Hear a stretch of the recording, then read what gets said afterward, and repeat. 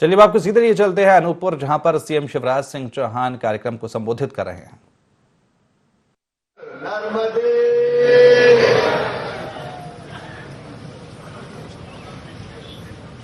आत्मनो मोक्षार्थ जगत हिताय च, आत्मा के मोक्ष और जगत के हित के लिए जो तपस्या रत है, ऐसा संत समाज परम सिद्धे श्री श्री 108 श्री महामंडलेश्वर श्री हरिहरानंद जी महाराज, अनंत विभूषित श्री महेंद्र राम भूषण दास जी महाराज, विश्व प्रेमानंद पुरी जी महाराज, जिनको प्रहलाद जी ने कहा कि सब कहते मोहन महाराज, जगत गुरु स्वामी राम राजेश्वराचार्य जी, महेंद्र ब्रह्मगिरी जी, श्रद्धेय हिमाद्री मुनि महाराज जी, विश्वात्मा जी, सभी संतगण, और आज नर्मदा पुत्र के नाते मां की कृपा और आशीर्वाद से अनेकों सौगातें इस पवित्र तीर्थ के लिए लेकर आए हैं। ऐसे हमारे केंद्रीय मंत्री और मध्य प्रदेश के बहुत वरिष्ठ नेता और अपने आप में एक अद्भुत नेता आदरणीय श्रीमान प्रहलाद पटेल जी, आज मैं चाहता हूं आप दोनों हाथ ऊपर उठा के ताली बजा के उनका स्वागत कीजिए, उनका अभिनंदन कीजिए। ऐसे उन्होंने कहा तेरा तुझको अर्पण क्या लागे मेरा, यही भावना है जो और बड़ा बनाती है। मेरी सरकार के मंत्री और वरिष्ठ नेता आदरणीय बिसाहूलाल जी, जनजाति कार्य मंत्री मेरी बहन सुश्री मीना सिंह जी, हमारी पर्यटन और संस्कृति मंत्री मेरी बहन पूजा ठाकुर जी, इस क्षेत्र के लोकप्रिय सांसद हमारी बेटी हिमाद्री सिंह जी, आदरणीय जय सिंह जी, बहुत वरिष्ठ नेता भारतीय जनता पार्टी के, बहन मनीषा सिंह जी, रूपमती सिंह जी जो हमारी जिला पंचायत के अध्यक्ष हैं, आदरणीय ब्रजेश गौतम जी, भारतीय जनता पार्टी के जिलाध्यक्ष, रामदास पुरी जी, पूर्व जिलाध्यक्ष, प्रभा जी, अनिल जी, सुदाम सिंह जी, दिलीप जी, श्रद्धेय मंच, मेरे प्रिय बहनों भाइयों भांजे भांजियों, मैं आज नर्मदा मैया को प्रणाम करता हूं, संत समाज को प्रणाम करता हूं और आपको भी दोनों हाथ जोड़ के शीश झुका के फिर प्रणाम करता हूं। अभी बिसाहूलाल जी और मीना सिंह जी कह रहे थे कि पहली बार अमरकंटक चौथी बार के बाद आ पाया। अब जो करती है मैया करती है। 1.25 साल का वनवास का योग था, लेकिन अनूपपुर वालों ने दोबारा, क्योंकि ये विधानसभा देखो, सरकार तो 1.25 साल बनाई और दादा का बड़ा हाथ है उसमें बिसाहूलाल। ये दादा पहले आए मेरे पास और इन्हें कहा ये सरकार बहुत भ्रष्ट है, इसको बदलना चाहिए। तो पहले मैंने मना किया कि हम इन चक्रों में नहीं पड़ने डाल।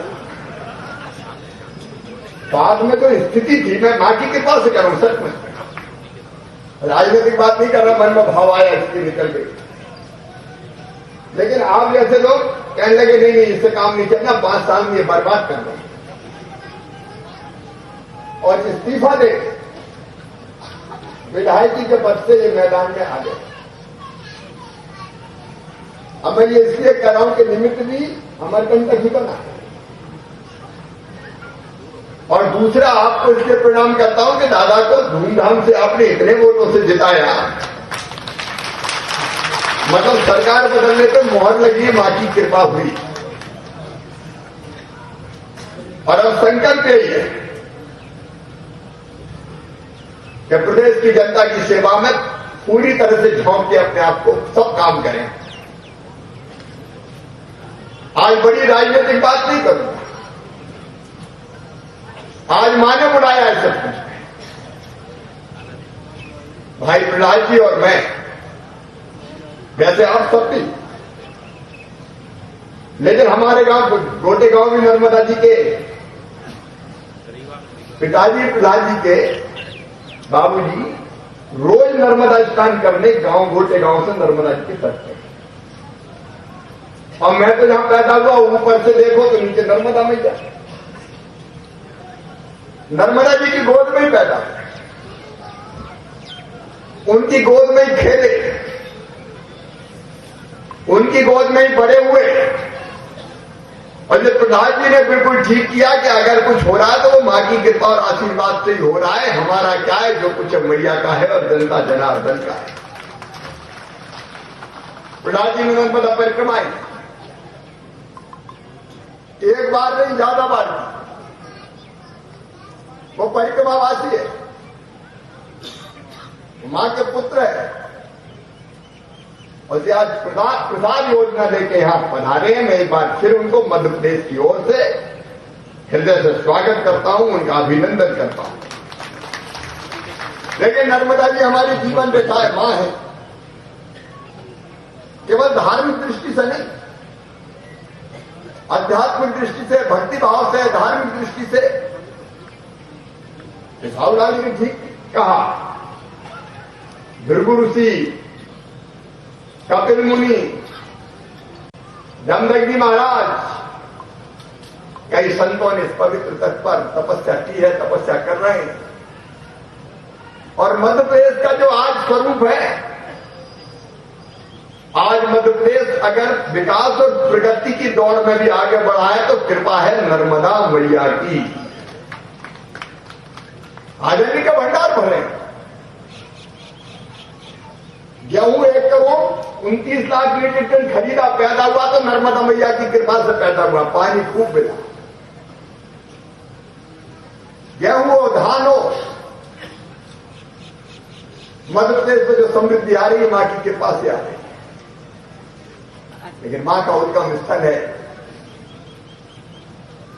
और मन में वेदना होती है, मैं भी उसमें शामिल हूं। मां के इस पवित्र उद्गम स्थल को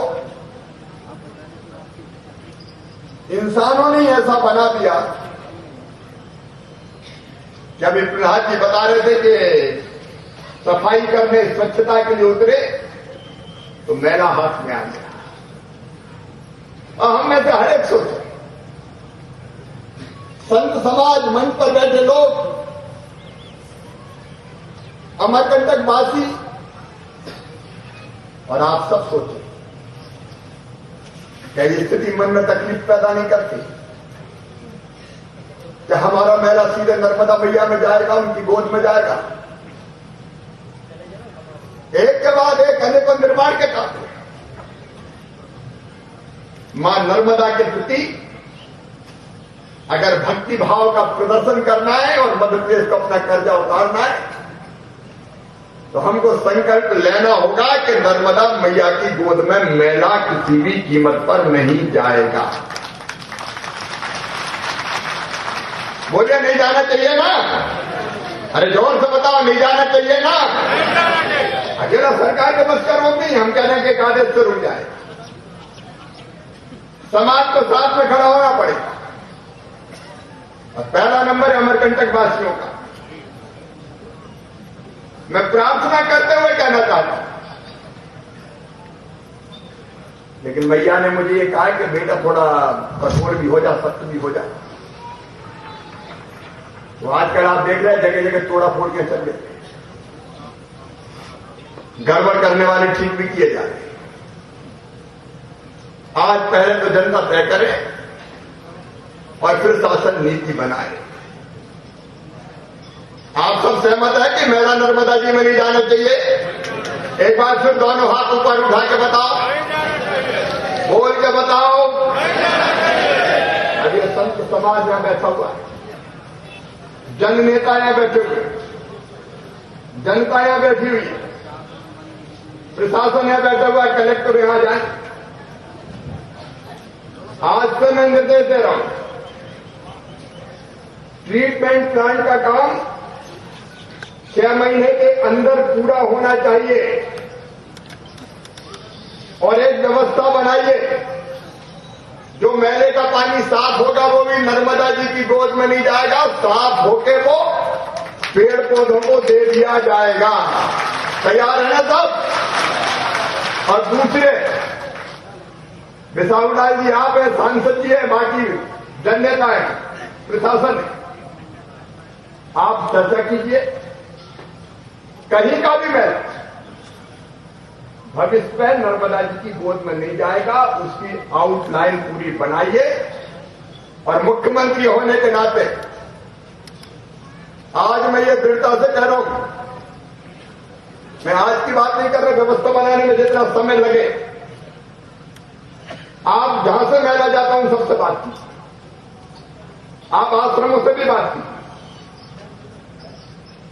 आप बाकी भी जितने संस्थान हैं उनसे भी बात की। और फिर मैं आज कह रहा हूं, इसके बाद अगर कोई ना माने तो उसके खिलाफ सख्त कार्रवाई कीजिए, सख्त कार्रवाई। बोले सब तैयार है? ये नहीं होगा, बिना जनता के सहयोग के भी नहीं होगा, बिना कड़ाई के भी नहीं होगा। दोनों चीजें हमको करनी पड़ेगी। एक व्यवस्था बनानी पड़ेगी और कलेक्टर का कैंप कार्यालय सप्ताह में 2 दिन नहीं कर दीजिए, अमरकंटक में देख रेख करनी पड़ेगी। ये ऐसा नहीं कि फ्लाइंग विजिट से काम चल जाए। ठीक बात है कि नहीं भाई? संतों का आशीर्वाद है इस काम के लिए, संतों का आशीर्वाद चाहिए। और प्रधान जी ने तो कहा है, हम सहमत हैं, आप एक लाल डोरा बना लीजिए अमरकंटक परिक्षेत्र में, उसके अंदर कोई पक्के निर्माण का काम नहीं होगा तो अमरकंटक बचेगा। ताली जरा कम बची भाई इससे। सब तैयार हैं? अमरकंटक पवित्र तीर्थ हमारा, ये स्वच्छ रहे, ये नितांत आवश्यक है। पहले व्यवस्था बने और बाद में व्यवस्था का पालन कोई ना करे तो कराई जाए। और या कोई सरकारी बिल्डिंग नहीं बनेगी, ये मैदान रहेगा। कुछ जगह तो खाली रहे, सीमेंट कंक्रीट का जंगल बना दिया तो बताओ कहां जाएगा पानी वर्षा का? धरती में जा ही नहीं पाएगा। साइंटिफिक तरीके से और विचार कीजिए, सोचिए क्या क्या हो सकता है। और राजेश श्रीवास्तव एक टीम और आएगी आपको बना दें, वैज्ञानिक तरीके से व्यवस्थाएं करके कैसे मैया में स्वच्छ जल कल करके बहे उसकी व्यवस्था करनी है। शायद इसलिए मैया ने बुलाया, प्रहलाद जी को भेज दिया। कई बार कुछ संयोग होते। और दूसरी बात, गायत्री सावित्री ये मां में आते मिलती, उनमें क्या बहता है? जितने भी सरोवर हैं आप एस्टीमेट बनाइए, गाद निकालने के लिए, सफाई के लिए वैसे भी पैसा आपके पास अभी मैंने स्वीकृत किया था, 7 करोड़ बचा है कि नहीं बचा? 7 करोड़ को रखा ही। आप गाद निकालने का, भैया गादबाज ईमानदारी से निकले, नहीं तो निकले एक तगाड़ी और फिर बन जाए 10 तगाड़ी।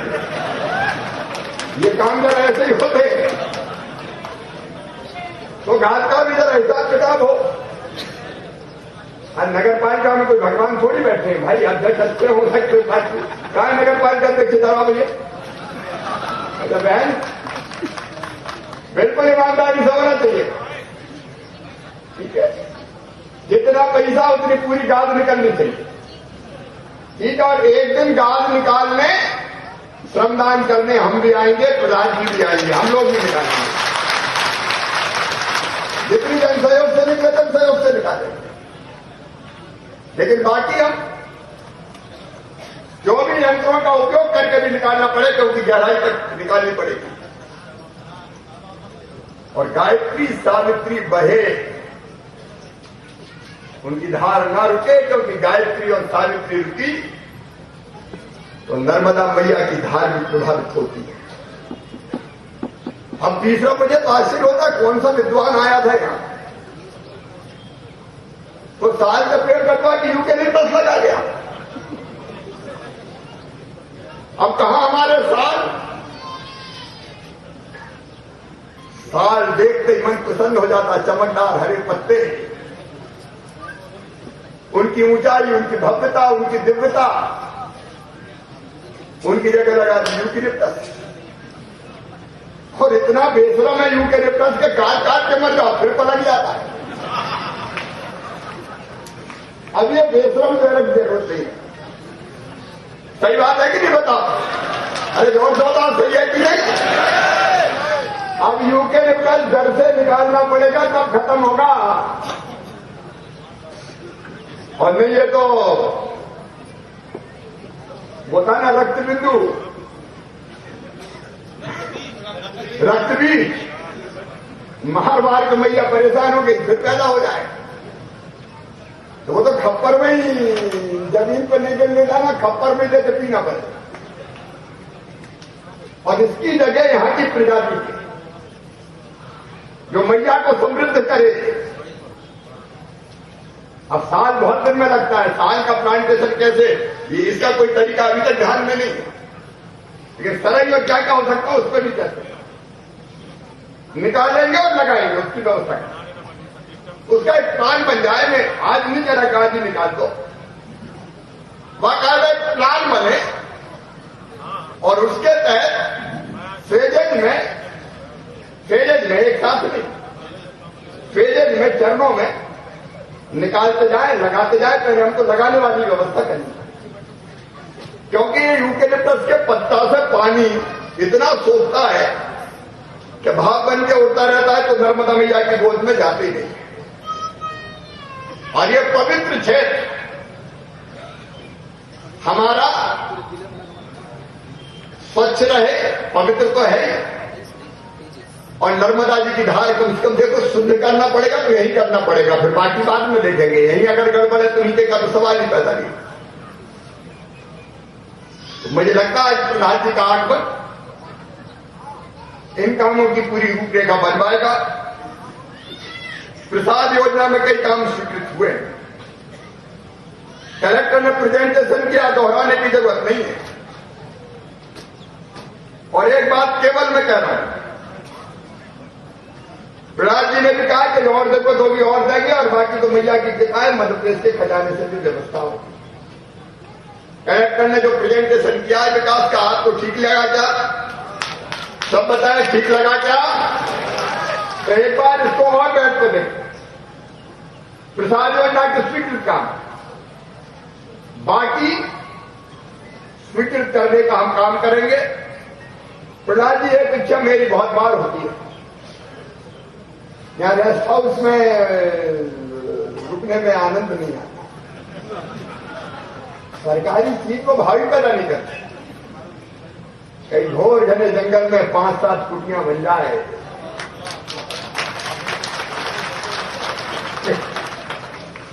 देखो टूरिज्म की, पर्यटन की बात हो रही थी, तो ध्यान पर्यटन भी तो हो सकता है। किसी को घर में से दूर रह के अकेले ध्यान करना है 3 दिन 5 दिन 24 घंटे,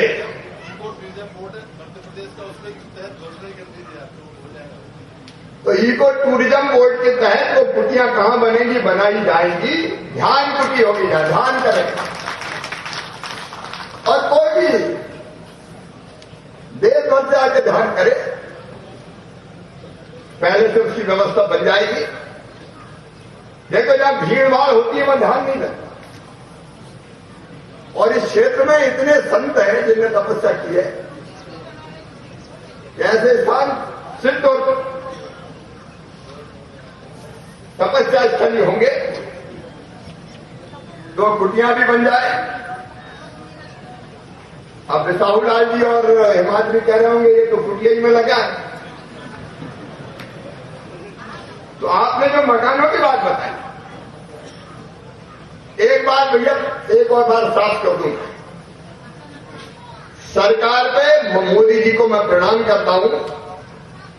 उनने भी हमेशा कहा है भारत के प्रधानमंत्री अद्भुत है। भारतीय जनता पार्टी का कहना, मैं भी कह रहा हूं, प्रहलाद जी का कहना है, सबसे पहला हक किसी का है तो गरीबों का है। और इसलिए उपयुक्त स्थल तलाश के आपने 825 मकान की बात कही है और आपने स्वयं ही कहा कि यहां नहीं, जो उपयुक्त स्थल हो, तो जो मूल निवासी अमरकंटक के, जो गरीब है, जनजाति भाई बहन है, जो आश्रमों में भी सेवा देते हैं और बाकी काम में भी लगते हैं, उनके लिए ये मकान जरूर बनवाए जाएंगे।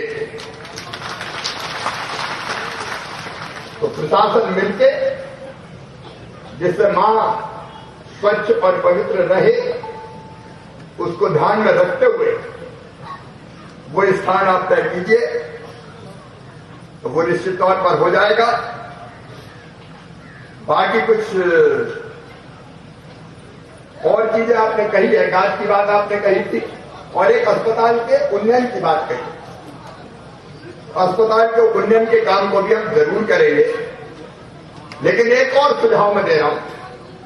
हमारे कंटक में जनजाति वैद्य बहुत है, जो जड़ी बूटी से जुड़ना में सकते, अपनी परंपरा है, जड़ी बूटी से इलाज होता, उनको भी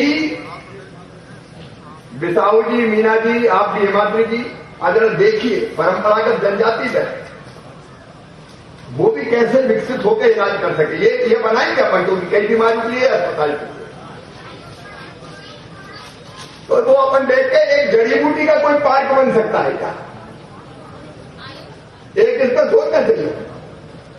एक पवित्र क्षेत्र में कोई स्थान चिन्हित करके फॉरेस्ट डिपार्टमेंट से बात करें कि फॉरेस्ट की जमीन हो, वहां तो औषधीय पौधे जो यहां के हैं विशेषता वो लगे, उसका भी इंतजाम करेंगे। एक बात यह है कि हमारे जनजाति देवी देवता, उनके देवालय वो टूट फूट गए हैं, जीर्णोद्धार की जरूरत है, तो आप बैठ के मीरा जी के साथ उसकी योजना बना लीजिए। हाँ, देवोत्थान के लिए तो उस योजना पर भी काम किया जाएगा, ताकि हम अपने देवालय, देवी स्थान, देवी देवताओं के स्थान, उनका विकास कर सकें। आपने जो बाकी बातें कही महाविद्यालय की और बाकी चीज को देख के उस पर हम लोग जरूर फैसला करेंगे कहां उपयुक्त होगा, और अमरकंटक और अनूपपुर के विकास में भी कोई कसर नहीं छोड़ेंगे। आज तो मैं केवल नर्मदा महोत्सव भी होना, अब पिछली बार नर्मदा जी का महोत्सव ऐसा हुआ कि महोत्सव में हमारी परंपरा, हमारी धर्म, अध्यात्म, भक्तिभाव सब गायब था। भैया हुड़दंग लीला तो अपन नहीं चलने देंगे, यहां होंगे तो धार्मिक आयोजन होंगे, उसकी फिर से पुनर्रचना की जाएगी नर्मदा मैया के महोत्सव की। नर्मदा जी हमारी संस्कृति और परंपराओं पर आधारित भजन हो, कार्यक्रम हो, प्रवचन हो, तो आनंद नर्मदा मैया के तट पर। सही बात है कि नहीं भैया? जोर से बताओ, सही बात है कि नहीं?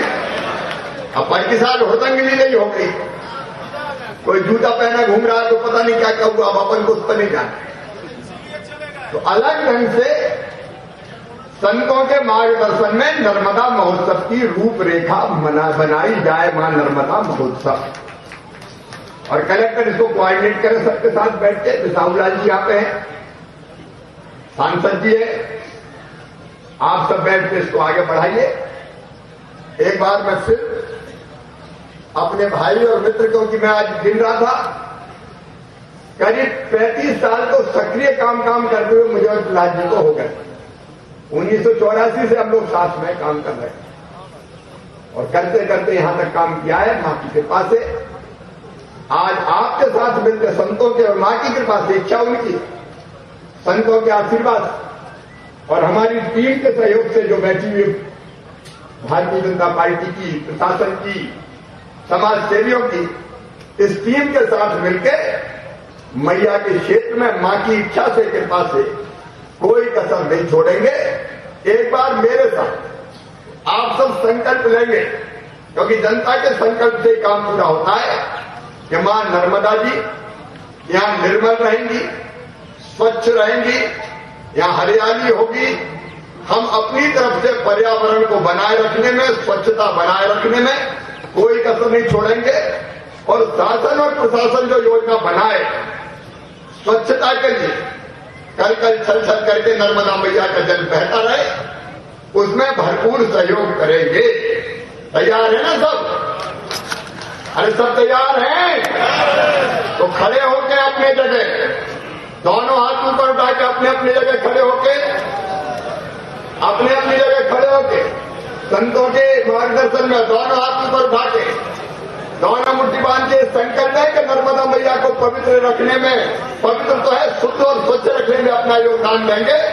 बोलिए नर्मदा मैया की, नर्मदा मैया की, भारत माता की, हर हर नर्मदे।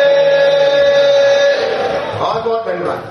और अब मैं माननीय मुख्यमंत्री जी एवं सभी अतिथिगणों से अनुरोध करूंगा कि कुछ भी विभागीय योजनाओं के लाभ का वितरण होना प्रतीकात्मक रूप से। मैं सबसे पहले महिला बाल विकास विभाग की लाडली लक्ष्मी योजना के अंतर्गत कीर्ति उम्र 1 वर्ष पिता श्री रणमत सिंह को आमंत्रित करता हूं कि वह 1,18,000 रुपए का डमी प्रमाण पत्र यहां से माननीय मुख्यमंत्री जी के एवं माननीय केंद्रीय पर्यटन राज्य मंत्री जी के कर कमलों से प्राप्त करेंगे। इसके पश्चात शहरी पथ विक्रेता योजना अंतर्गत श्रीमती प्रीति सिंह, पति स्वर्गीय श्री बब्बू सिंह को 10,000 रुपए का ब्याज मुक्त ऋण का डमी चेक यहां से प्रदान किया जा रहा है। और उसके पश्चात ग्रामीण पथकर विक्रेता बाबू रामश्याम ग्राम अमगवा को 10,000 रुपए का ब्याज मुक्त ऋण राशि का डमी चेक माननीय मुख्यमंत्री जी एवं माननीय केंद्रीय पर्यटन एवं संस्कृति राज्य मंत्री स्वतंत्र प्रभार के द्वारा हितग्राहियों को हितलाभ प्रदान किए जा रहे हैं। प्रतीकात्मक रूप से मंच से जो है ये हितलाभ दिए जा रहे हैं। ग्रामीण पथ विक्रेता श्री बाबू रामश्याम के पश्चात NRLM cash credit linkage limit के सुमन चंद्रवंशी एवं राधा चंद्रवंशी अध्यक्ष उपाध्यक्ष भयपुरी डेयरी सब्जी उत्पाद, इन्हें 1 लाख रुपए की लिमिट का प्रमाण पत्र दिया जा रहा है। NRLM योजना के अंतर्गत 24 करोड़ 80 लाख का अभी तक ऋण वितरण का लाभ दिया जा चुका है। 1376 प्रकरण ग्रामीण पथकर विक्रेता के अभी तक वितरित किए गए हैं। NRLM CCL के हितग्राहियों के पश्चात नर्मदा मंदिर स्व सहायता समूह, रेवा बचत साख समिति अमरकंटक, लड्डू भोग प्रसाद एवं जल पैकेट श्रीमती सुरेखा, पति जगदीश सिंह, श्रीमती मीरा यादव, पति राजू। और उसके पश्चात रोजगार मेला में श्री संदीप कुमार ग्राम बेलियाबड़ी SIS अनूपपुर सुरक्षा गार्ड 10,500 रुपए का नियुक्ति पत्र माननीय अतिथियों के कर कमलों से। आयुष्मान कार्ड योजना के अंतर्गत संतोष दास आंध्र अमरकंटक को कार्ड माननीय अतिथियों के कर कमलों से प्रदान किया जा रहा है।